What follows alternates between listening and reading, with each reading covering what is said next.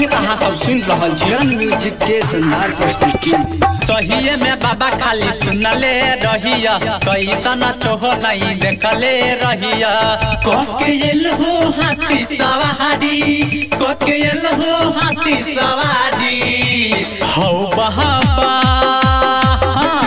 हो बहाबा गजब लागे छतहरदारी। हो बहाबा गजब लागे छतहरदारी। सही में बाबा खाली सुनले रहिया, कैसन चोह नहीं देखले रहिया। कोकेल हो हाथी सवारी, कोकेल हो हाथी सवारी। हो बहाबा हो बहाबा गजब लागे छतहरदारी। हो बहाबा गजब लागे छतहरदारी। प्रेजेंट बा करम म्यूजिक आर्ट्स नगर समस्तीपुर बाजार।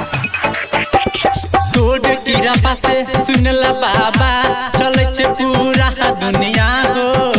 छहो दयालु आहो बाबा, इहो हम सुन लिया हो, इहो हम सुन लिया हो। तोड़ किरपा से सुनला बाबा, चले छे पूरा दुनिया हो। छहो दयालु आहो बाबा, इहो हम सुन लिया हो। कहै छे पुजारी, कहै छे तोहर पुजारी। हो बहाबा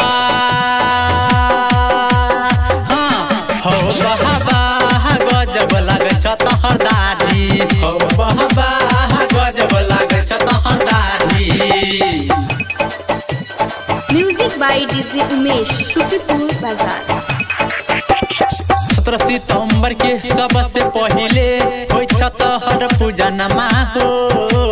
मन्नू महाराज आहो बाबा, गाब छतहर भजनमा हो, गाब छतहर भजनमा हो। 17 सितंबर के सबसे पहिले हो छतहर पूजनमा हो। मन्नू महाराज आहो बाबा, गाब छतहर भजनमा हो। मंटू आइला तहर दुआरी, रुदल आइला तहर दुआरी। हो बहाबा